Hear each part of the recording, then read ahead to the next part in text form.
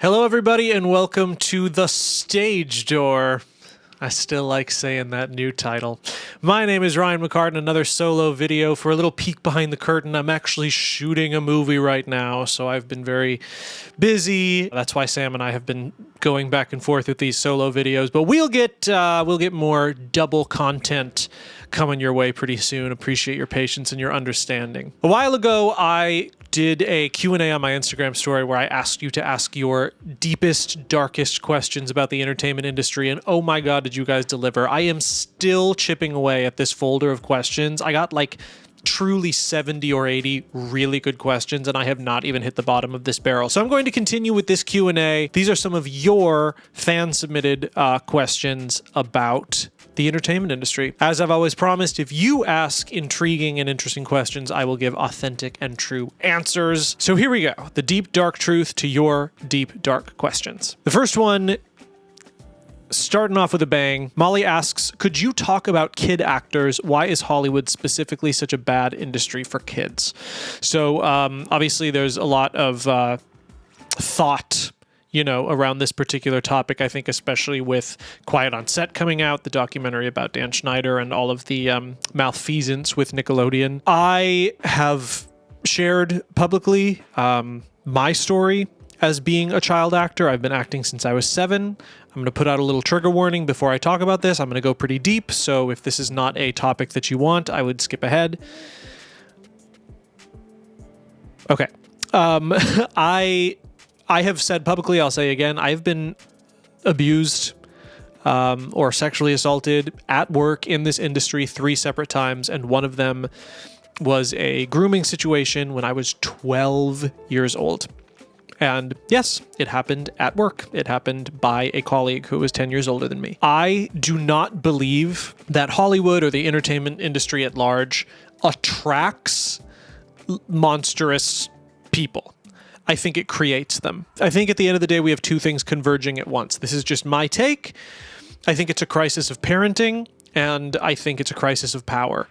In terms of parenting, I respect this and I understand this. The idea of I will do anything for my kid and I want my kid to have amazing opportunities. And so these parents put their kids in these situations to be children around a lot of adults with very little supervision because they have sort of relinquished their responsibility to supervise their children, and they're putting a lot of trust in people that they don't really know on good faith that this is a professional opportunity and therefore the strictures of professionalism will be upheld. And a lot of the times they are, but in the moments that they aren't, there's really no one there to check that. And it's so easy to think oh, these are children and nothing bad is going to happen. But it is precisely because of that sort of naive acting is so great. Look at this amazing opportunity for my child. They're going to be a star, all of these mixed emotions of oh my God, this opportunity for my child, they're going to be seen, they're going to be paid, this is going to change their life forever. We just kind of forget, if you strip all of that away, what's actually happening. You are sending your child into a room with a bunch of strangers and you're just sort of leaving them there. You're not supervising them, while completely divorcing yourself from the reality that there is a huge power dynamic there and that these people can manipulate the sense of well-being of the child by saying, I'm going to make you a star, and if you listen to what I say, amazing things will happen to you, especially when they can prove that. See, you listened to what I said and you got this part. You listened to what I said and now you have all these followers. You listened to what I said and now as a child you're making all this money and you can buy your own Xbox, you can buy your own toys, you can feel super independent. I can treat you like an adult because we're interfacing as adults because we're both industry professionals. So now that you've done all of these things that I've said and you've gotten all these good things, here are more things that I'm going to say that you should do.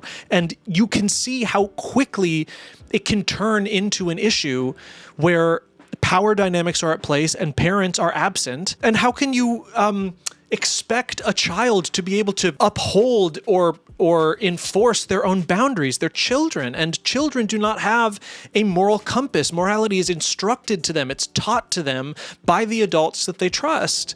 And so if an adult that you're working with that has given you all of these amazing opportunities said, you can trust me, and here's another thing that I need you to do for me, and this will be good for your career, a child is going to trust them. And you can see how this becomes very nefarious very quickly, and how the train sort of leaves the station and picks up momentum in a way that kind of spirals out of control.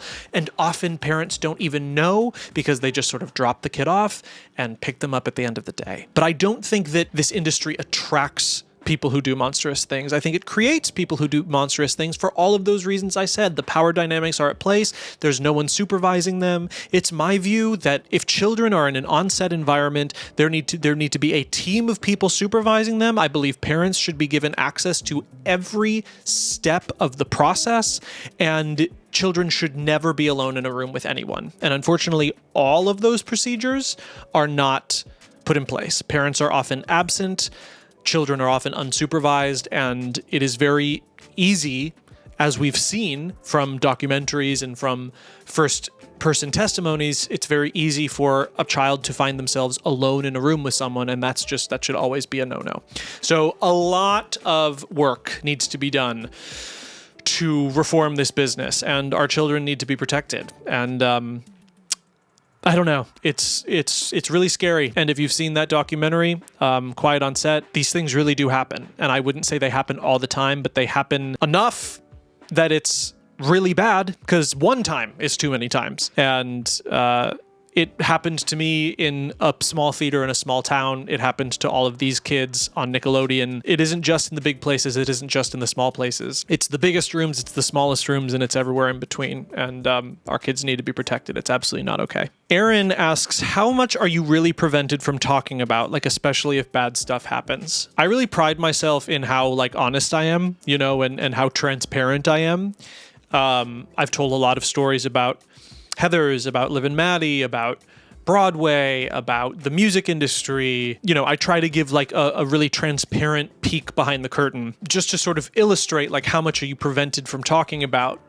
You know, I have to thread, and anyone who speaks out has to thread a very critical needle, if you will, because the more I say and the more specific I get, the more people I could piss off. And you know, if you notice, if you look back on my content and our content, you know, I tell a lot of stories, but I don't use a lot of names. And I tell a lot of stories, but I leave out, you know, proper nouns, specifics, where this happened, when this happened, who said this, who did that. And I do that for my own protection. I want to be truthful without getting myself in trouble. Now, obviously, collective action can protect you a little bit more. And if the things that have happened to me, or if my stories were public enough and I had enough support behind me of other powerful people who had experienced the same thing, you know, that's when a documentary, as we just said, like Quiet on Set happens, where so many people have the same story that the person they're telling the story about has no leg to stand on. But at the end of the day, I don't have that kind of momentum. I don't have that much power. I don't have that much backup. And so you have heard me be very transparent about my experiences, but you haven't heard me name names, give places, give times. And that's precisely why, you know, sometimes people have been opaque enough to literally threaten my career, but often it's more of a soft power of, I'm going to do all of these bad things and you're not going to say anything, because if you do, I have a better agent than you, I have a more powerful publicist than you, I have more friends than you in more powerful places than you, and I will, you know, sort of use the bully pulpit of my position to beat you up. And that happens. We've seen that happen. You know, a lot of people who get slandered are getting slandered because they know something they shouldn't know. And that's not to like paint a super bleak, you know, image of the world, because for each one of those stories, there are also stories where people get justice and where people tell the truth. And, you know, you got to dance that fine line. And that's the line that I try to dance with this content I make. Moving right along, Sani Boodman asks, is doing Broadway similar to theater in high school, gossip, fake niceties, and competition-wise? Yeah. Yeah. Like, I don't really know what else to say. Like, it's sort of sad, but it's true. Like, you know, people are salacious, people are greedy, people are gossipy, people are shallow, people are insecure, people are arrogant, people size you up and view you as competition and try to cut you down so that they can get a leg up on you, so that they can beat you. You know, it's the same. It's the same as high school. I don't think that's unique to Broadway or to the entertainment industry. I think that in high school, a lot of people suck and some of them don't suck, and you meet the people who don't suck and hopefully they're your friends. That's the exact same as adulthood. I think that's the same in the entertainment industry as any industry. I concede that the entertainment industry is like more competitive than a lot of other industries. And so I think that brings out the worst in people, but it also brings out the best in people. It's just about finding, there's a good side of the community and there's a bad side of the community. And on the bad side, it's pretty bad, but on the good side, it's really good. You want to be friends with the people that are great and you want to avoid the people that suck at all costs. And that's just the way the cookie crumbles, I think. Haley asks, what percentage of what you make from the gig goes toward the agent? Yeah, so, anytime I get a paycheck for anything, I cut it in half. And that's sort of what I think about how much I'm actually going to net. Because your agent is going to make 10%. Your managers are going to make 10%. If you have a lawyer negotiating the deal, sometimes you don't need one, sometimes you do, they're probably going to take 5%. So there's between 20 and 25% of your pay gone right there. And that's very typical. You need an agent. You need sometimes, not always, but sometimes you need a manager. You need a lawyer. Sometimes, not always, but sometimes you need one. And those people need to get compensated for the work that they do. So 25% goes to commission and another 25% goes to taxes and fees and, retirement funds and money that goes to the unions if it's a SAG-AFTRA project or an equity project. So, if I'm making $30,000 on a movie, I'm taking home 15 of it. And $15,000 is still a lot of money, but it's half of the rate. And so, a lot of the times when you see a rate, you want to ask your agents or your managers to negotiate for more money because, you see $30,000 and you're like, oh my God, 30 grand, but that money's cut in half. If you see, oh my God, I'm going to make 6,000 or 12,000 per episode. Okay, that's only 3,000 or 6,000 because half that money is going to go away. And that's something that a lot of people don't know. Managers and agents have more negotiating power than the actor does, and they can usually do, deals with other clients or with other agents to do something called a favored nations deal, where everyone makes the same, and then you get to use that negotiating power to make more money. So if you don't have an agent or a manager, you don't have to give your money away, but your rate is probably going to be lower. And if you do have an agent or a manager, you do have to give more money away, but the net sum is going to be higher because they can negotiate on your behalf. So it's tricky. It sucks giving all your money away. It sucks like seeing that gross number and then getting the net amount and being like, oh man, like half of my money's gone. But that is the way that it works. I wish it didn't, but it is. Jillian asks, what's the meanest thing a producer or agent has said to you or about you? I think the meanest thing anyone has ever said or done in my career so far was sort of a two-part conversation, and it was all said with a smile. They were so nice to me. And they tried to turn me against my agents and my managers and say, like, all of these people are like saying such horrible things about you. And like, I just want to make sure that like you're being protected because your own people are against you and everyone's against you. I'm the only person who's for you. And that's why you should listen to me. And, I just don't want these people to be saying these things about you. I don't, word gets around and word is already getting around about you. And so if you don't do what I want you to do, I'm just afraid that you're not going to work in this business again. Huge manipulative bid for control. They were trying to control me. They were trying to manipulate me. They were trying to get me to do what they wanted, which was not in my best interest. It was in theirs. It was in their best interest for me to do what they wanted so that they could make money off of exploiting me. It was in my best interest to walk away. And when I tried to walk away, all with a smile, all with, the sweetest, I'm doing this for you. I have your best interests at heart. Everyone's talking about you, everyone's saying this, that, and the other thing. I'm just worried about your future if you make this choice. They threatened me. And it really hurt. And I was torn between, okay, do I do what I know is right? And I've talked to my managers and I've talked to my agents and they're on my side. So why is this person telling me that they're not on my side? Who do I believe? I was being gaslit. And I was put in a position where I had to, do I believe in myself or do I believe this person who's saying all this? And they were triangulating my reality. They were making me think, wait, what are these people saying? Instead of thinking, why is this person manipulating me like this? They turned me against my own sense of morality, my own sense of reality. And that's probably one of the darkest conversations I've ever had And that was a producer that I was working for that I really liked and really did trust. This video's kind of dark, sorry, but at the end of the day, like, you know, I just want people to know that there is a dark side. So if they get into this industry and they see the dark side, they aren't surprised. And they can just sort of be like, okay, I knew about, you know, the shadows. I knew about the bullshit, and I don't have to be afraid of this because I already knew it was going to be there, you know, because at the end of the day, all of these things did happen, but they didn't stop me from having my career. They made me think it was going to stop me from having my career, but they didn't. So, you know, there's a lot of darkness, but if you stay the path and if you adhere to your sense of reality and your sense of morality, there will be people and things that try to make you stray off your path, but they won't succeed. I think that's kind of the moral. Anyway, Jam said, what's the best way for a fan to approach you out in the world? I've talked about this a lot, and I don't speak for everyone, but for me, come up to me and say hello and ask for a picture or tell me what you want to tell me.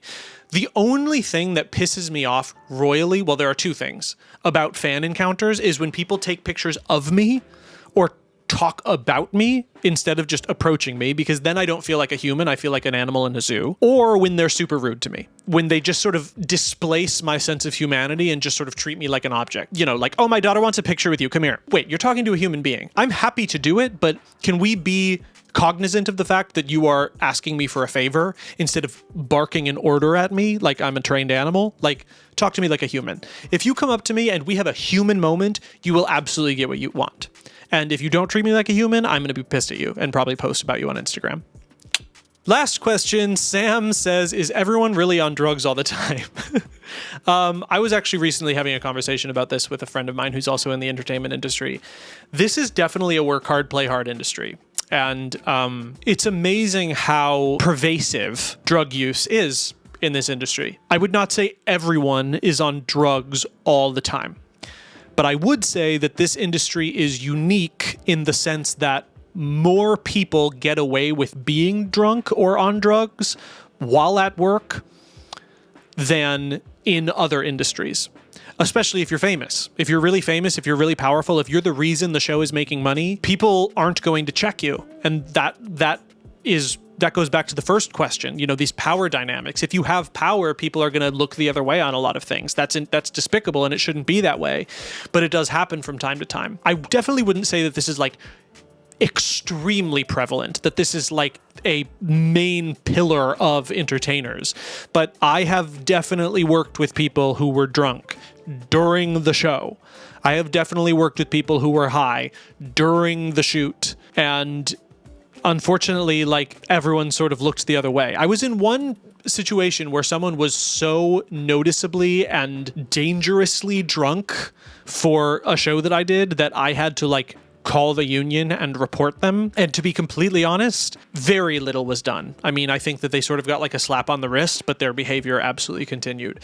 So it can get dicey out there for sure. Just like the high school conversation, you make the choice. You make the choice of who you want to spend your time with, who you want to be associated with, who has similar values. And again, I wouldn't say this is extremely prevalent, but it does happen. And it's up to you if you want to associate with someone like that, or if you want to just sort of give them a wide berth to do what they're doing. You know, you can try to report them. You can try to make something happen about it. Obviously, sometimes it works. I'm not going to lie. Sometimes it doesn't. That is up to you. So there you go. Ooh, I don't know, man. That was a crazy one. Thank you for watching. I feel like this was probably pretty informative and maybe bummed you out. I kind of feel bummed about all of these questions and the way that I had to answer them, but it's the tea. Again, I'm really just trying to share the reality of my experience. I hope that came across. I hope that this was informative.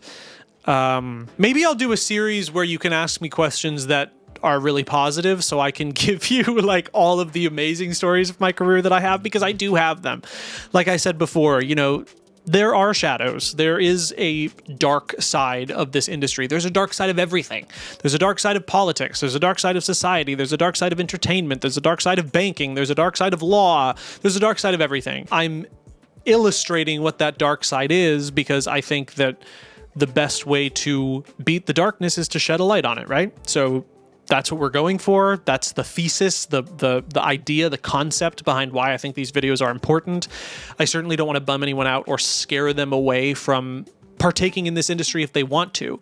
I would just so much rather you participate as an artist, knowing all of this information so you can know what to look for and know what to stay away from, than being super surprised that all of this stuff happens, because I did not know that the shadows existed. And then I worked in this industry and just was constantly buffeted with them and learned the lessons the hard way. If I can avoid that happening for someone else, I really, really want to. So that's the vibe. Let me know what you thought about the video in the comments below. Thank you so much for your questions. Thank you for watching. And thank you for being a proud member of the Stage Door community, because we've rebranded and I won't shut up about it. Be sure to like and subscribe. I forget if I said that or not. Love you, Daddy. And we'll see you next time. Bye, everyone.